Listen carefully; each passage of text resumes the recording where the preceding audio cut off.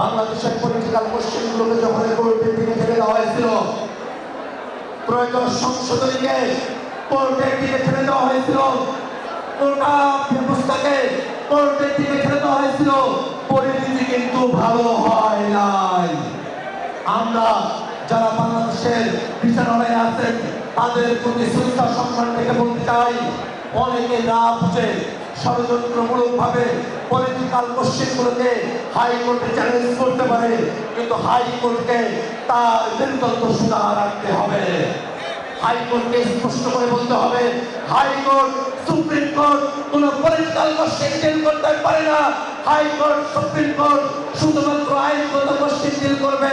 High court supreme court কারো ষড়যন্ত্রের হাতে পা দেবে না। হাইকোর্ট সুপ্রিম কোর্ট কোন সরকারি দলের দাবিদার হয়ে কাজ করবে না।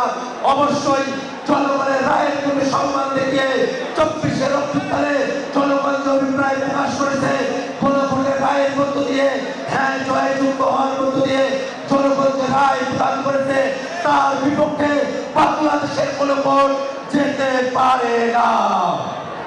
যদি বাংলাদেশের পলিটিক্যাল কোশ্চেনগুলোকে কোর্টে নিয়ে আসার চেষ্টা করা হয়, ত্রয়োদশ সংশোধনীর কথা মনে রাখুন, কোর্ট মনে রাখুন, 24-এর অভ্যুত্থান সংঘটিত হয়েছে নির্বাহী আদেশে কোটার সুরাহাকে যখন কোর্টে নিয়ে আসা হলো, পলিটিক্যাল কোশ্চেনকে যখন কোর্টে নিয়ে আসা হলো, তারই ফলশ্রুতিতে বাংলাদেশে 24-এর অভ্যুত্থান সংঘটিত হয়েছিল। অতএব কোর্টকে মনে রাখতে হবে, তারা যদি সত্যিকার অর্থে বাংলাদেশ রাষ্ট্রকে অগ্রসর হতে চায়, যদি তারা ক্ষমতার ভারসাম্যে বিশ্বাস করে, যদি তারা separation of judiciary, separation of parliament, separation of এক্সিকিউটিভে তারা যদি বিশ্বাস করে, তারা কোনোভাবে পলিটিক্যাল কোশ্চেনকে তারা কোর্টে ইন্টারফেয়ার করতে পারবে না। আমরা জাতীয় নাগরিক পার্টি এবং বাংলাদেশের জনগণের পক্ষ থেকে বাংলাদেশের বিচারালয় এবং বাংলাদেশে যারা ক্ষমতায় আছেন বিএনপিকে আমরা বলতে চাই, জনগণের অভিপ্রায়ের বাইরে যাওয়ার চেষ্টা করবেন না, পরিণতি ভালো হবে না। জুলাই সনদের বাইরে যাওয়ার চেষ্টা করবেন না, পরিণতি ভালো হবে না। গণভোটের রায়ের বাইরে যাওয়ার চেষ্টা করবেন না, পরিণতি ভালো হবে না। আমরা খেয়াল করতে গেছি, এই বিএনপি সরকার তারা তাদের মতো করে তারা সংবিধানকে তারা ব্যাখ্যা করে। যখন সংবিধানের প্রয়োজন তাদের হয়ে পড়ে ক্ষমতাকে টিকিয়ে রাখার স্বার্থে, তখন তারা সামনে সংবিধানকে নিয়ে আসে। অথচ মনে রাখা প্রয়োজন, কোন সংবিধানের সঙ্গে ফেলে গণ অভ্যুত্থান বাংলাদেশে হয় নাই, বরং ওই সংবিধানকে লঙ্ঘন করেই বাংলাদেশে গণ অভ্যুত্থান সংঘটিত হয়েছে।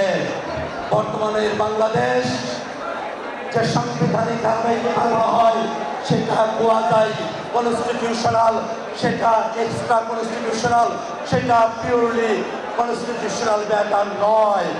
অতএব পিওরলি কনস্টিটিউশনাল দৃষ্টিভঙ্গি দিয়ে, সাংবিধানিক দৃষ্টিভঙ্গি দিয়ে, পুরোপুরি সাংবিধানিক দৃষ্টিভঙ্গি দিয়ে বাংলাদেশের জুলাই অভ্যুত্থান পরবর্তী রাষ্ট্র ব্যবস্থাকে ব্যাখ্যা করা সম্ভব নয়।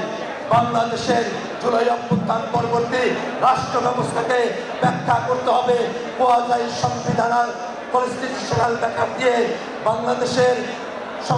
বাংলাদেশের জুলাই অভ্যুত্থান পরবর্তী রাষ্ট্র ব্যবস্থাকে, সাংবিধানিক ব্যবস্থাকে ব্যাখ্যা করতে হবে কোয়াজাই কনস্টিটিউশনাল, এক্সট্রা কনস্টিটিউশনাল এবং জনগণের অভিপ্রায়কে সমন্বিত করে নিয়ে একটা মিক্সড কনস্টিটিউশনাল ফর্মুলায় বাংলাদেশকে ব্যাখ্যা করতে হবে। এবং আমরা সেটা বিএনপির মধ্যেও দেখি কাজে, কিন্তু তারা সব কাজে সেটাকে মানতে চায় না। আমরা দেখেছি বাংলাদেশের প্রধানমন্ত্রী সংবিধানে উল্লেখিত শেখ মুজিবুর রহমানের ছবিকে সরিয়ে দিয়ে তিনি তার প্রেস মিটে জাতির উদ্দেশ্যে ভাষণ তিনি দিয়েছেন। কোথায় গেল সংবিধানের কথা? কারণ আমরা জানি এই সংবিধান যেটা বাংলাদেশে 24-এর অভ্যুত্থানের আগে পর্যন্ত ছিল, আওয়ামী লীগ জোর জবরদস্তিভাবে আওয়ামী লীগের এজেন্ডাকে এই সংবিধানে তারা যুক্ত করেছিল। অতএব নতুন করে বাংলাদেশকে গড়তে হলে আওয়ামী সংবিধান থেকে বেরিয়ে আসতে হবে। জনগণের সংবিধানকে প্রণয়ন করার জন্য অবিলম্বে বিএনপির সংসদ সদস্যদেরকে সংবিধান সংস্কার পরিষদের শপথ গ্রহণ করতে হবে। যদি দেশের বেগম খালেদা জিয়ার পথে থাকতে চান, অবিলম্বে জল খোলা না করে আপনারা সংবিধান সংস্কার পরিষদের শপথ গ্রহণ করবেন। কোনো ধরনের জনগণের সাথে চাকরি করা যাবে না। জনগণকে সাথে নিয়ে, বাংলাদেশের মানুষকে সাথে নিয়ে জাতীয় নাগরিক পার্টি এনসিপি সংসদে এবং সংসদের বাইরে বাংলাদেশের সংস্কারকে, নতুন বন্দোবস্তকে বাস্তবায়ন করার জন্য কাজ করে যাবে।